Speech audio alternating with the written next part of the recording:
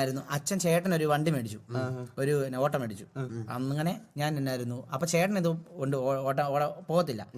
ഞാനത് അപ്പൊ എനിക്ക് ലൈസൻസ് ഉണ്ട്, എനിക്ക് കാറിന്റെ 18 വയസ്സ് അയച്ചു, 19 വയസ്സിലാണ്ടായിരുന്നു തോന്നുന്നു. അപ്പൊ എനിക്ക് ലൈസൻസ് ഉണ്ട്, കാറിന്റെ ഉണ്ട്, ബൈക്കിന്റെ ഉണ്ട്.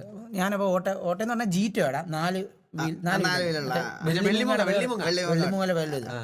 അപ്പോൾ ഇതെടുത്തുകൊണ്ട് ഞാൻ ബാറിന്റെ ഒക്കെ വാതിക്കെ പോകുമായിരുന്നു.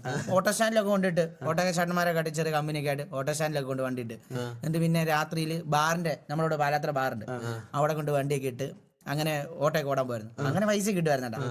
അങ്ങനെ പൈസ ഇട്ട് എന്നായിരുന്നു കിട്ടി. അങ്ങനെ അച്ഛനും കൂടെ കുറച്ച് പൈസ കണ്ടു, ഒരു മോട്ടോയുടെ ഡിവൈസ് മേടിച്ചു. അങ്ങനെയാണ് BGMA ആയിട്ട് കയറ്റുന്നത്.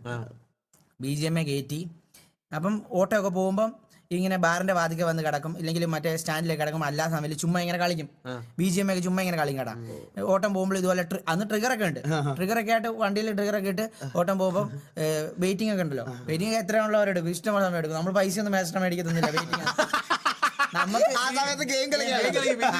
അങ്ങനെ ആയിരുന്നു.